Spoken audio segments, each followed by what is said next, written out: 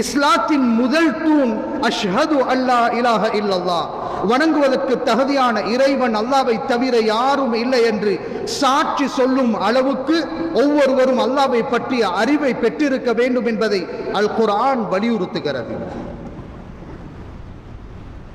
அறிவுகளுக்கு திரையிடாது படைத்தவனை பற்றி சிந்திப்பதற்காக அழைப்பு விடுக்கும் ஒரே ஒரு மார்க்கம் தீனுல் இஸ்லாம் தான். பெற்றோர்கள் முஸ்லிம்களாக இருந்தார்கள் என்ற காரணத்தை யாருக்கும் சொல்ல முடியாது. என்னுடைய தந்தை முஸ்லிமாக இருந்தார், என்னுடைய தாய் முஸ்லிமாக இருந்தார், அதனால் இஸ்லாமிய குடும்பத்தில் நான் பிறந்ததினால் இன்று நான் முஸ்லிமாக இருக்கிறேன் என்ற வார்த்தைக்கு இஸ்லாம் இடமளிக்கவில்லை. அல்லாஹ் அறிவுக்கு அழைப்பு விடுக்கிறான். வணங்குவதற்கு தகுதியான இறைவன் ஒருவன் என்பதை தீர்மானிப்பதில் அறிவுகளுக்கு திரையிட வேண்டாம். நீங்கள் சிந்தித்து பாருங்கள். உங்களுடைய சிந்தனை சொல்ல வேண்டும், வணங்குவதற்கு தகுதியான இறைவன் அல்லாவை தவிர யாரும் இல்லை என்று கூறும் அளவுக்கு அல்லாவை பற்றிய நீங்கள் மாரிஃபா உங்களுக்கு இருக்க வேண்டும் என்பதை அல் குர்ஆன் வலியுறுத்துகிறது.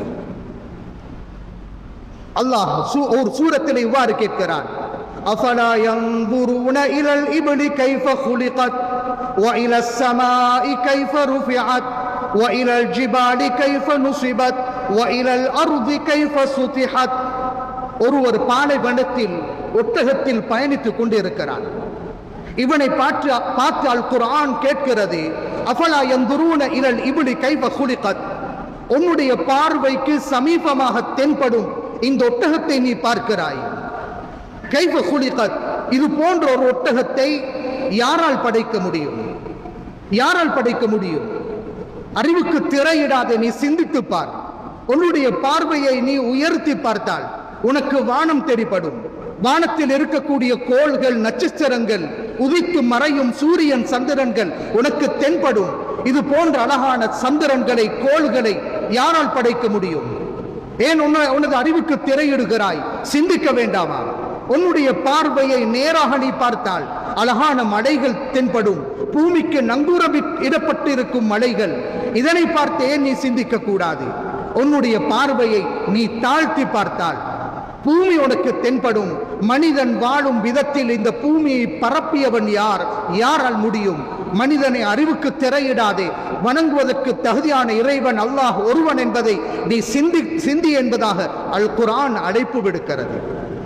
ஒரு வசனத்தில் அல்லாஹ் கேட்கிறான், அஃபில்லாஹி ஷக்கும் ஃபாத்திரிஸ் ஸமாவாதி வல் அர்த், வானங்கள் பூமிகளை படைத்த இறைவன் ஒருவன் இருக்கிறான் என்பதில் உனக்கு ஏன் சந்தேகம் எழ வேண்டும்? உலகில் எதுவும் இயல்பாக உருவானது என்பது கிடையாது.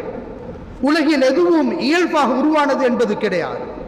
மனித அறிவின் அடிப்படை எந்த செயற்பாடுகளாக இருந்தாலும் அதனை செய்யக்கூடிய ஒருவன் இருக்க வேண்டும் என்பது மனித அறிவாகும், அடிப்படை அறிவாகும். இந்த இடத்தில் கொழும்பு பெரிய பள்ளிவாசல் இயல்பாக உருவானது என்பதை யாராலும் ஏற்க முடியாது. நீ பயணிக்கும் வாகனம் இயல்பாக உருவானது, நீ வசிக்கும் வீடு இயல்பாக உருவானது, இதனை யாராலும் ஏற்க முடியாது.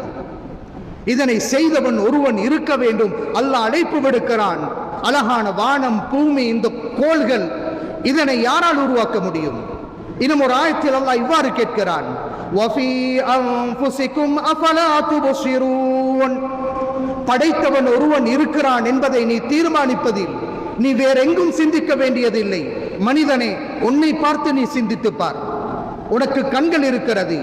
உன்னுடைய பார்வை உன்னுடைய கட்டுப்பாட்டில் இல்லை. பார்வையை யாரால் உனக்கு கொடுக்க முடியும்? உன்னுடைய செவிப்புலனை யாரால் கொடுக்க முடியும்? நீ பேசும் ஆற்றலை அல்லாஹ்வை தவிர யாரால் கொடுக்க முடியும்? உன்னுடைய நாடி துடிப்புகள் உன்னுடைய கட்டுப்பாட்டில் இல்லை. உன்னுடைய உயிர் உன்னுடைய கட்டுப்பாட்டில் இல்லை. நீ பார்க்கும் பார்வை, நீ கேட்கும் செவிகள், உன்னுடைய அசைவுகள் அனைத்தும் படைத்த இறைவன் ஒருவன் அல்லாஹ் என்பதை உனக்கு எடுத்துச் சொல்லிக் கொண்டிருக்கும். உன்னை போன்ற ஒருவன் உலகத்தில் உருவாக வேண்டுமாக இருந்தால் அதனை படைத்தவன் அல்லாஹ்வாக இருக்க வேண்டும் என்பதை அல் குர்ஆன் அழைப்பு விடுத்துக் கொண்டிருக்கிறது. படைத்தவன் ஒருவன் இருக்கிறான். அவன் யார் என்பதை தீர்மானிப்பதில் மனிதன் நெறி தவறி சென்று விடக்கூடாது. உன்னை போன்ற ஒருவரை படைப்பதற்கு மனிதனே உன்னால் முடியுமா? உன்னை போன்ற ஒருவனை மனிதனால் படைக்க முடியுமா? உன்னை படைத்தவன் ஒரு பொழுதும் மனிதனாக இருக்க முடியாது. உன்னை படைத்தவன் ஒரு பொழுதும் மரமாக இருக்க முடியாது. உன்னை படைத்தவன், இந்த உலகத்தை படைத்தவன் மிருகமாக இருக்க முடியாது. இது போன்ற அழகான உலகத்தை, உயிரினங்களை கற்களால், மண்ணால், களிமண்ணால் எதுவானும் படைக்க முடியாது.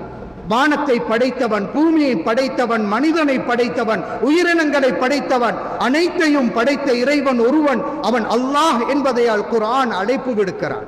அல் குர்ஆன் எடுத்துச் சொல்லிக் கொண்டிருக்கிறது.